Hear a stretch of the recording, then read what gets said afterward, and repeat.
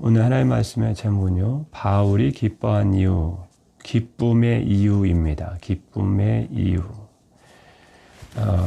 우리 먼저 여기서 좀 우리 알고 계셔야 될 사항이요. 알고 있으면 신앙생활에 많은 부분에 유익이 있는 부분이요.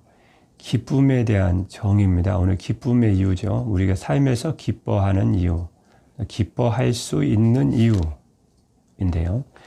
우리가 기쁨에 대해서 많이 좀 오해를 하고 계신 면이 있는 것 같습니다. 우리 기쁨에 대해서 제가 사전적으로 한번 찾아봤거든요. 기쁨을 사람들은 뭐라고, 세상 사람들은 어떻게 정의할까 보니까요.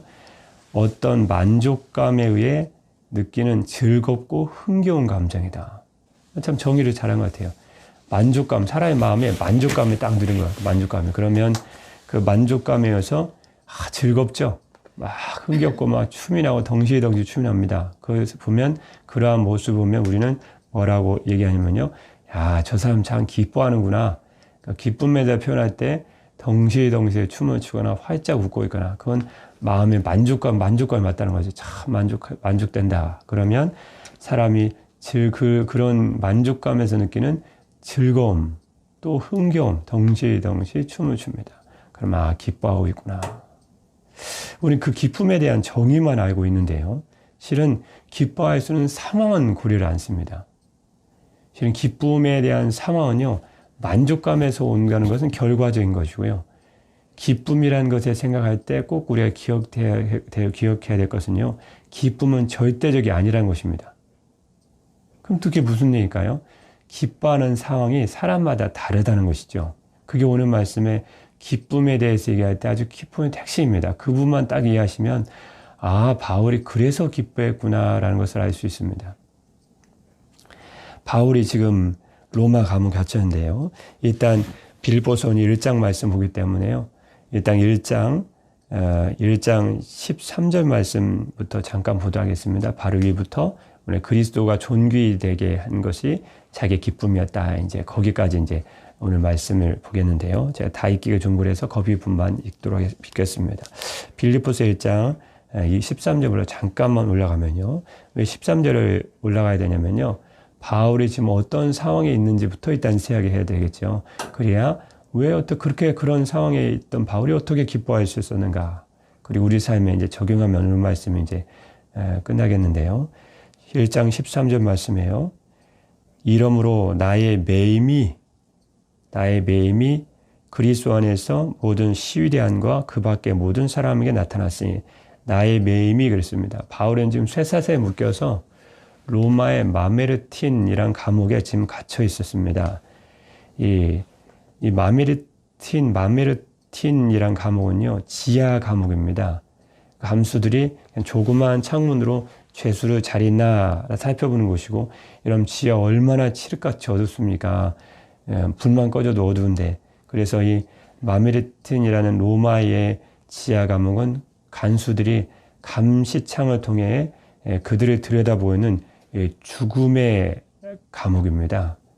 거의 들어가면 죽습니다. 그래서 이 마메르틴이란 감옥이 지금도 현존하고 있는데요. 거기 가보면 베드로와 바울이 갇혔다. 그렇게 써있다고 합니다. 갇혔었다. 이렇게 써있다고 하는데요. 칠흑 같은 어둠과 지독한 악취로 생긴 독 때문에 수많은 수감자가 죽어나갔던 곳입니다. 화장실도 없습니다. 그냥 좁은 곳이에요. 여기서 막 악취가 나고 얼마나 냄새가 그러는지 이런 것 때문에 그냥 갇혀있다 죽는 거예요. 그 독 때문에. 이 야만의 감옥에서 바울이 그리스도인으로서 복음을 전했다. 참 놀라운 일인데요.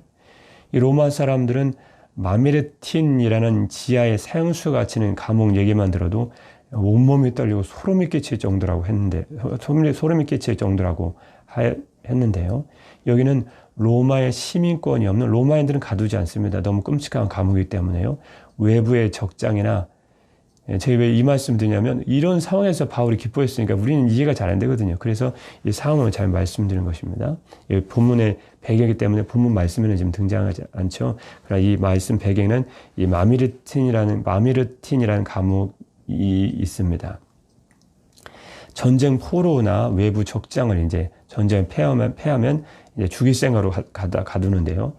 마미르틴이란 감옥은 로마 시대에 유일하게 사형을 집행할 수 있는 감옥이었다고 합니다. 그래서 죄수를 지하 1층에 닫았다가 2층에서 처형하는 것입니다. 얼마나 두렵겠어요. 얼마나 소름이 끼치는 사람이 죽는 소리가 막 납니다. 갇혀있으면 그 안에 독, 지저분함, 냄새, 소름끼치 상황 때문에 그것 때문에 눌려 죽는데 그것만이 아니고 그 1층에 갇혀있다가 2층에 끌고 올라가서 죽이는 거예요. 그러면 그 소리가 온통 감옥에 퍼질 거 아니에요. 그러면 어떻게 하냐면요. 2층에서 지하 2층에 딱 처형하면 매장도 안 씁니다. 그 지하에 흐르는 테레베 강이라는 강이 지하에 흐르는데요. 그냥 거기서 목을 베서 그냥 밀어버리는 거예요. 그러니까 이렇게 상지옥이 따로 없는 것입니다. 그런 감옥에서 오늘 바울이 빌립보서 2장 17절 말씀에 보면요. 만일 너의 믿음의 재물과 섬김 위에 내가 나를 전제로 드릴지라도 나는 기뻐하고 너의 무리와 함께 기뻐하리니 이와 같이 너희도 기뻐하고 나와 함께 기뻐하라. 사람이 죽어나고 소름이 끼치고 비명소리가 들리는 그 굴에서 바울이 뭐라고 편지를 썼냐면요. 빌립보 성도들이여 나는 기뻐하고 너희 무리와 함께 기뻐할 것이니 이와 같이 너희도 기뻐하고 나와 함께 기뻐하십시오. 빌립보서 3장 1절 말씀에 끝으로 나의 형제들아 주 안에서 기뻐하라 그랬습니다. 빌립보서 4장 4절 말씀에 또 유명한 말씀이죠. 빌사사 주 안에서 항상 기뻐하라 내가 다시 말하오니 기뻐하라. 이 소름 끼치는 감옥에서 어떻게 바울이 기뻐할 수 있었냐는 거예요. 우리는 이해가 잘 안 되죠. 그래서 제가 먼저 기쁨에 대한 정의를 내려드렸죠. 기쁨은 절대적인 것이 아닙니다. 여러분 죄인은요. 죄를 지을 때 기뻐합니다. 그런데 의인은요. 죄인이 기뻐할 때 마음의 고통을 느껴요. 왜냐하면 그 죄로 인해 죄인은 기뻐할지 모르지만 마음의 만족감을 느끼고 좋아할지 모르지만 그러니까 덩치덩치 죄를 짓고 사람이 고통받으면 춤을 이상한 사람도 있잖아요. 그 죄인이라 그래요. 근데 의인은 죄인이 있는 환경에 들어가면 괴로운 거예요. 왜죠? 기쁨은 절대적이 아니에요. 기뻐할 수 있는 상황은 다 상대적이라는 거예요. 어떤 사람은 이런 때 기뻐하고 어떤 사람은 저런 때 기뻐합니다. 어떤 사람은 TV 켜놓고 기뻐해요. 근데 어떤 사람은 성경 읽다가 괴로운 거예요. 틀린 거 다. 그게 왜 그럴까요? 그건 그 사람이 추구하는 목적 때문에 그렇습니다. 이제 이해가 되시죠? 그 사람 이게 목적이에요. 그러면 경기장에서 우승하는 게 목적이면 그 사람은 우승하면 덩시 춤을 춥니다. 그 목표가 이루어졌으니까. 근데 그게 목표가 안 된 사람은 TV 거 꺼버려요. 왜냐면 자기가 그 인생의 목표가 아니거든요. 어떤 사람은 의를 행할 때 기뻐하고 어떤 사람은 죄를 행할 때 기뻐합니다. 그러니까 기쁨이라는 상황은요. 기쁨은 덩시 춤을 추는 결과는 같을지 모르지만요. 기뻐하는 상황은 다 다른 거예요. 이제 이해가 되셨나요? 바울이 왜 기뻐했는지요? 성경에서 말하는 기쁨은 성도의 기쁨이에요. 성도의 기쁨. 죄인의 기쁨이 아니고요. 이런 효자가 있습니다. 효자는요. 자기가 먹을 법 못 먹어도 부모가 기뻐하고 부모가 먹을 걸 드시면 덩시 춤을 춥니다. 왜요? 효자니까. 그렇죠. 불효자는요. 부모가 굶어도 자기가 먹으면 덩시 춤을 춥니다. 왜냐면 불효자니까요. 우리는 그리스도인입니다. 그리스도인 당연히 뭐예요? 우리를 위해 죽으신 예수 그리스도를 기억하죠. 그러니까 주님이 기뻐하면 내가 좀 고난을 받아도 우리는 덩시 춤을 춥니다. 왜요? 나를 위해 죽으신 주님의 사랑을 알기 때문에 주님이 기뻐할 때 그 기쁨이 나의 기쁨이 되는 거예요. 사랑은 전이가 되거든요. 여러분 자녀들 사랑하시죠? 그러면 내가 비록 조금 헐벗어도 자녀가 좋은 옷 입고 학교 가면 덩시 춤을 춥니다. 왜요? 자녀를 사랑하기 때문에. 기독교인의 기쁨은 똑같은 것입니다. 그래서 기뻐하라고 말씀드리는 거예요.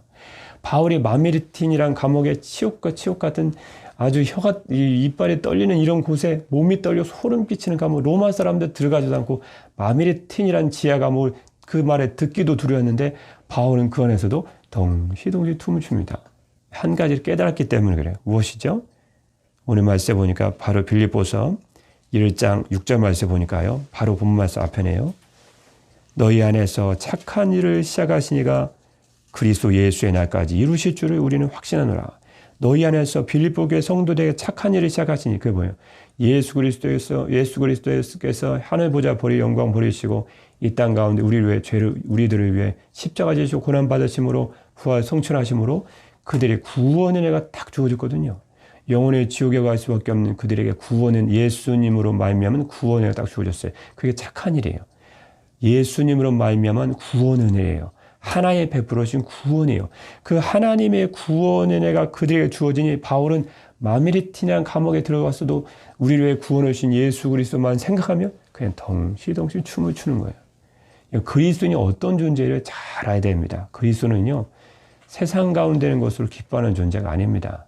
그러면요, 나를 위해 구원을 은혜를 주신 그 착한 일, 이 세상에 가장 착한 일이 뭐예요? 주님께서 십자가 지시고 우리 죄를 위해서 죽으시고 우리를 죄에서 영원한 지옥의 형벌에 떨어져 갈 수밖에 없는 우리를 영원한 지옥 형벌에서 건져주신 일이 가장 착한 일이에요. 주님 믿는 것, 예수님 잘 믿는 게 그래서 하나님이 가장 인정해 주시는 거예요. 아, 네가 내 아들의 희생을 헛된 대로 돌리지 않았구나. 하나님이 이 세상을 사랑하사 독생자를 주셨잖아요. 그 예수님을 생각할 때마다 바울은 그렇게 기뻐했어요. 그래서 오늘 빌립보서 1장 말씀에 보니까요, 바울이 마미리티냐 감옥에서도 기뻐하는 이유를 세 가지를 딱 얘기합니다. 첫 번째가 무엇일까요? 18절입니다. 1장 18절이요. 시작입니다. 그러면 무엇이냐 거칠애로 하나 참으로 하나 무슨 방도로 하든지 전파되는 것은 그리스도니 이로써 나는 기뻐하고 또한 기뻐하리라. 아멘. 거칠애로나 참으로나 그 무슨 뜻이냐면요, 바울이 다 갇히니까 밖에 있는 사람들이 복음 전하는 사람인데 나쁜 사람도 아닙니다. 복음 전하는 사람들인데도 전도자들인데 두 가지를 딱 반응을 보이더란 거예요. 한 사람의 반응은 15절 말씀에 투기와 분쟁입니다. 투기와 분쟁이 뭐냐면요, 투기는 시기입니다. 분쟁은 라이벌의식이에요. 경쟁심입니다. 야, 나하고 한판 일단 겨루던 바울이 감옥에 갇혔어? 그리고 좋네. 예수 믿는 사람인데 그런 생각했을 때요. 그래서 그 사람은 이 18절 말씀처럼요, 진정한 마음으로 전한 게 아니고 거칠애로 전한 거예요. 거칠애로. 잘못되고 거짓된 마음으로 막 전한 거예요. 또 18절 참으로 하나, 그럴 때 참으로 하는 거 뭐냐면요, 어떤 사람은 예수님 전하다 바울이 감옥에 들어가니까 그게 너무 가슴 아픈 거예요. 아, 그리스도의 고난을 당하는구나. 빨리 우리 예수님 전하자. 한 사람은 라이벌의식 때문에 마음은 악한 마음 품었지만 겉으로는 내가 전하는 그리스도가 최고다 그러면서 그리스도를 전하고, 어떤 사람은 바울이 감옥에 갇힌 것이 마음이 아파서 내가 바울이 저렇게 그리스도를 고난당하는데 어서 예수님 전하자 고 전파했다는 거예요. 그랬더니요, 18절에요. 그러면 무엇이냐 거칠애로 하나 참된 마음으로 하지 않고 시기와 질투심으로 경쟁심으로 그리스도를 전하나, 참으로 바울을 감옥에 갇힌 걸 그리스도란 고난이구나 라고 진정으로 알고 그리스도를 전하는 것이나, 무슨 방도라든지 전파되는 것은 어차피 그리스도지 않느냐. 바울이 왜 기뻐하신지 아시겠죠? 바울은 자신을 위해서 산 존재가 아니에요. 바울은 그리스도인이거든요. 그리스도는 그리스도의 사람이에요. 그리스도의 사람은 그리스도를 좇는 사람이에요. 그리스도는 그리스도의 영광과 그분의 기쁨만을 위해 사는 사람인데, 어차피 바울이 기뻐하는 첫 번째 이유는요, 전파되는 것은 그리스도이기 때문에 어차피 내가 살아도 그리스도를 위해 살고 죽어도 그리스도에 사는데, 내가 그리스도를 전파하기 위해서 지금 쇠사슬에 매여서 이곳에 들어왔는데 아이고 잘됐다. 어차피 전파되는 그리스도이기 때문에 여러분 삶을 살아가시면서요, 그리스도인이 화를 내는 이유를 잘 생각해 봐야 됩니다. 여러분, 그리스도인이 화를 내는데 왜 화를 내죠? 내 자존심이 짓밟히고 내가 무시를 당하고 네가 날 무시해? 네 그럴 수 있어? 라고 생각한다면요, 우리는 지금 그리스도 때문에 사는 게 아니에요. 그러면요, 내가 짓밟히는 건 관계가 없어야 돼요. 내가 감옥에 갇히는 건 관계가 없어야 돼요. 주님의 이름이 짓밟히는 게 화가 나야 돼요. 다른 때로 화가 나는 건 그건 옳지 않습니다. 나를 위해 죽으시고 부활하신 그리스도가 모욕을 당하고 치욕을 당할 때 그리스도는 분을 내야 돼요. 화를 내야 돼요. 왜요? 전파되는 것이 그리스도고 우리가 그리스도에 사는데, 그러니까 바울의 말씀 잘 아시겠죠? 바울의 심이 딱 그 상태입니다. 바울이 막 무시를 당하고 있습니다. 지금 무슨 무시요? 그리스도 때문에 잘 갇혔는데 막 무시하는 거예요. 자기 죄값으로 갇혔다 그러고 막 시기시와 경쟁심인 자들은 바울을 막 완전히 짓밟는 거예요. 밖에서. 그 속에 바울에게 딱 들린 거예요. 그럼 바울이 그 말 때문에 화를 냈을까요? 아니요, no. 그것 때문에 화낸 게 아니에요. 그는 기뻐했어요. 왜요? 도리어. 그가 아무리 나의 자존심을 짓밟고 바울이 감옥에 갇혔으니까 얼마나 무시하기 좋습니까? 사람 병들면요, 무시하기 딱 좋습니다. 네가 그래서 그랬다 그러고 네가 그래. 뭐 할 말이 있나요? 왜냐, 아프니까. 또 감옥에 갇히면 뭐라고 해도 할 말이 없어요. 뭐 잘 될 때는 내가 잘 되니까 이렇게 나오죠. 안 되면 뭐 사람들이 짓밟기 딱 좋습니다. 그러나 바울은 그것 때문에 시기심과 경쟁심 있는 사람이 바울을 그렇게 밖에서 모함을 하고 바울의 명예를 훼손하고 짓밟아도 바울은 덩실덩실 춤을 춥니다. 왜요? 어차피 그렇게 해도 그들이 전파하는 것은 내가 그토록 전하고 싶은 그리스도였다는 거예요. 우리 인생의 초점이 어디 있냐에 따라서 내 인생에 기뻐할 수도 있고 기뻐하지 않을 수 있다는 거예요. 그러면 우리 인생을 잘 돌아보면요, 우리가 지금 많은 부분에 있어서 조금 착각하고 잘못 사는 부분이 있었다는 거예요. 나는 내 자녀가 잘 되면 덩실덩실 춤을 췄습니다. 내 인생이 잘 되면 덩실덩실 춤을 췄습니다. 만약에 돈이 들어오면 덩실덩실 춤을 췄습니다.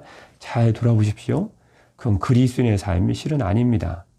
그리스도는요, 돈이 많이 들어오든 자녀가 잘 되든 잘 되지 않든 내 상황이 어렵든 내가 감옥에 갇히든 내가 전파하는 그리스도만 전할 수 있다면 우리는 기뻐하고 즐거워할 수 있는 것입니다.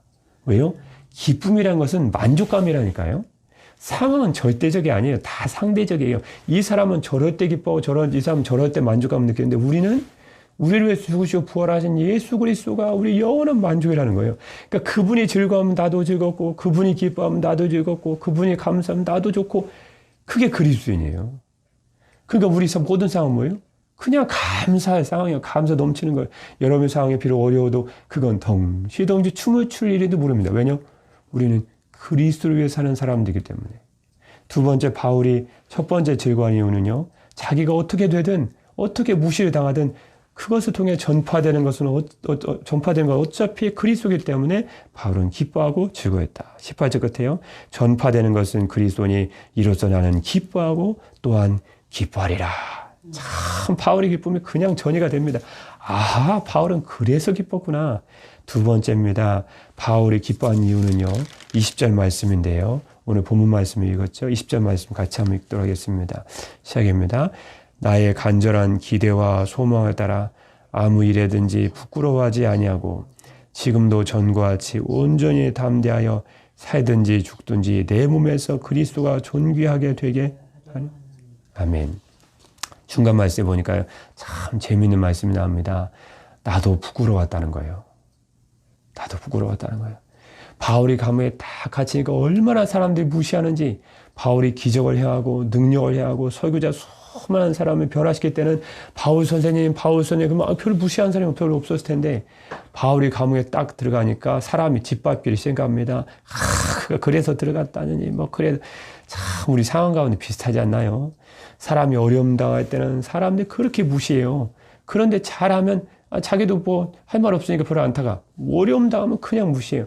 바울도 감옥에 딱 갇히니까 처음에 딱 든 말 뭐예요? 사람 다 똑같습니다. 자기도 부끄러웠다는 거예요. 대사도 바울이 로마가 돼 그 치욕스럽고 로마 사람들이 그렇게 소름 끼치고 몸이 떨려하는 말도 안 하려고 하는 1층에 잡혔다가 2층으로 가서 수많은 사형술이 목에 잘려서 그냥 티베라 강에 던져지는 그런 치욕스러운 그곳에서 바울이 있으니 자기도 부끄러웠다는 거예요. 그런데요, 바울이 또 하나를 깨달았습니다. 그러나 나의 간절한 기대와 소망이 있다는 것을 다시 떠올린 거예요. 내가 누구 때문에 사는가? 내가 누구 때문에 사는가? 내 기대와 소망이 무엇인가? 20절 끝에요. 살든지 죽든지 내 몸에 거하시는 그리스도가 높여질 수만 있다면 나는 됐다는 거예요. 여러분, 사람은요 다 부끄럽습니다. 여러분도 어려움 처하면 여러분도 부끄럽고 저도 부끄러워요. 돈 없으면 돈 많은 그 사람 많이 하냐잖아요. 오늘 제가 고등학교 선생님이 계셨는데 참 이게 풍채가 몸이 좋아요. 이렇게 몸 외국은 키는 작으신데요. 느껴지는 게 그냥 보통 대학 교수처럼 좀 품이 있는 분이 딱 느껴져요. 근데 그분이 한 말이 있어요. 그분이 아직도 기억나요. 학생 여러분, 참 내 교사로서 그분 이렇게 유식한 분이거든요. 교사로서 참 봉급이 얼마 안 나오니까 참 그렇게 부끄럽대요. 근데 그게 아직도 기억나요. 아직도 그게. 그래서 제가 무슨 생각이냐면 고등학교 선생님은 봉급 얼마 안 받으시나? 그냥 이제 순수한 생각이 그냥 고등학교 때 보면 생각했어요. 근데 아직도 기억나는 게, 사람이 가진 것이 많을 때는 그래도 어깨도 펴지고, 허리도 펴고, 얼굴도 들고 다니지만, 사람이 꼭 그럴 때만 있는 게 아니잖아요. 바울이 대사도로서 수많은 병자를 고치고, 이럴 때는 바울도 좀 어깨가 펴있을지 몰라요. 하나님은 높은 사람이지만, 그래도 자기도 어깨가 펴있을 거 아니에요. 근데 마미릿한 곳에서 사람 비명소리가 들리고 그 치욕스럽고 냄새나는 곳에서 바울이 딱 들어가니까 사람들이 무시한 소리가 들리죠. 명예훼손하고 뭐 대사도 막 짓밟는 소리가 들리죠. 자기도 어찌 얼마나 부를 걸 겠어요.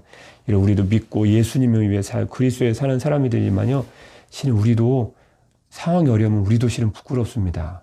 근데 우리는 그런 상황 가운데 딱 한 가지 기억해야 돼요. 그때 기억하셔야 돼요. 그건 뭐냐면요. 우리가 기대하고 소망하는 것이 무엇이냐를 다시 한번 떠올리는 거예요. think하고 thank는 같은 거라잖아요. 생각하다와 감사는 같은 근원에서 나왔대요. 같은 뿌리에서 나왔대요. 감사와 내가 기쁨은요, 실은 같은 근원에서 나온 거예요. 우리가 상황이 어렵고, 그건 누구나 부끄럽습니다. 자녀가 다 잘 되면 부모 어깨 펴지죠. 돈 잘 보면 다 어깨 펴지죠. 그러나 우리가 자녀가 좀 어려워도, 상황이 어려워도, 경제가 좀 부족해도, 내가 월급 두루덩이, 내가 텅텅이 주머니에 소리 나도, 내가 다시 우리가 기대와 간구와 소망이 무엇인지를 성도는 다시 한번 깨달아야 돼요. 그게 바울이 깨달은 게 뭐예요? 그렇지. 내가 주머니 좀 펴도, 자녀가 좀 어려워도, 상황이 어려워도, 그렇지. 내 안에 그리스도만은 존귀되게 하려 한다면, 그게 내 간절한 기대와 소망인데, 그렇다면 됐다. 내 안엔 그리스도만 내가 이 상황을 높일 수 있다면 나는 만족해서 나는 덩실덩실 춤을 추리라. 너희는 또한 기뻐하고 나와 함께 너희도 기뻐해라. 그렇게 기쁨의 서심을 쓴 줄 믿습니다. 세 번째 24절입니다. 바울이 기뻐한 이유가 있었다는 거예요. 무엇일까? 24절입니다. 시작입니다. 내가 육신으로 있는 것이 너를 위하여 더 유익하리라. 이게 또 무슨 얘기일까요? 여러분, 사람 힘들면요, 다 주님 나라 하고 싶습니다. 여러분도 그렇고 저도 그렇고 다 마찬가지예요. 목회자라면 뭐 특출한 게 있나요? 그 두 사이에 23절 말씀에 보니까 이 세상과 주님 나라 사이에 딱 두 사이 끼었다는 거예요. 갈등을 일으키고 있다는 거예요. 뭐죠?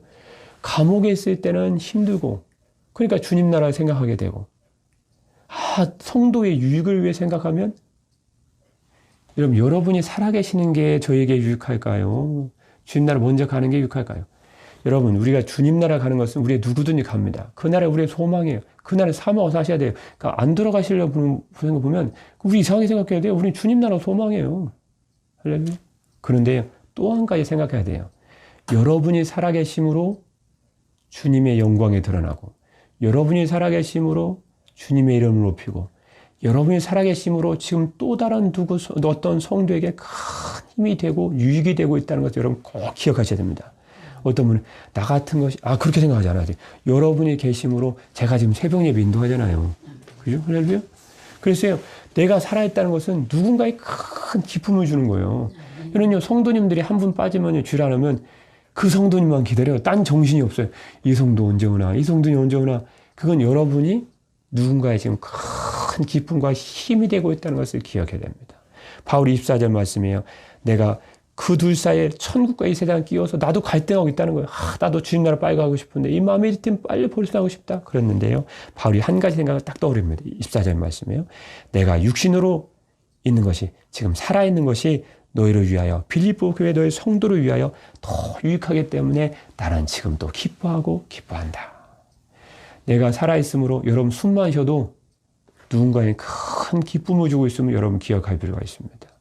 내가 살아있으므로 남편의 기쁨을 줄 수 있고, 여러분 살아계심으로 아내의 기쁨을 줄 수 있고, 여러분이 단지 숨만 쉬고 있어도 교회 성도의 기쁨이 되고, 성도의 은혜가 되고, 여러분 성도의 큰 힘이 되고, 여러분이 한 번의 섬김으로 얼마나 수많은 사람이 그 영향을 받아서 그리스도 앞에 세워질 걸 생각하면 여러분, 우리는 덩실덩실 춤을 추고 있습니다.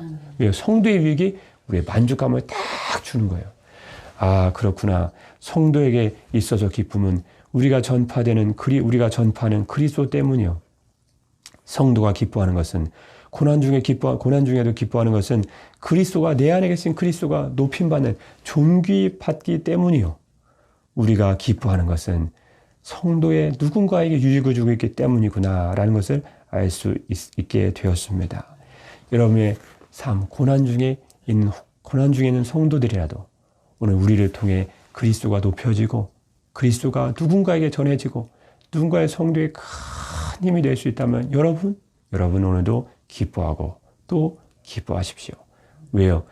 그리스도인 우리들은 오직 우리를 위해 죽으시고 부활하신 그리스도 때문에 사는 존재들이기 때문에 그렇습니다. 오늘도 우리를 위해 죽으시고 부활하신 주님 안에서 참된 주님 주신 기쁨이 여러분의 심령 가운데 충만하시기를, 우리를 위해서 죽으시고 부활하셔서 지금 우리와 영원히 함께 하시는 주 예수 그리스도 이름으로 축복합니다. 기도하겠습니다. 사랑의 주 하나님 아버지, 바울이 비록 로마의 감옥에 갇혀 있었지만 자신을 위해 죽으시고 부활하신 그리스도를 생각함으로 그는 기뻐하고 또한 기뻐했습니다.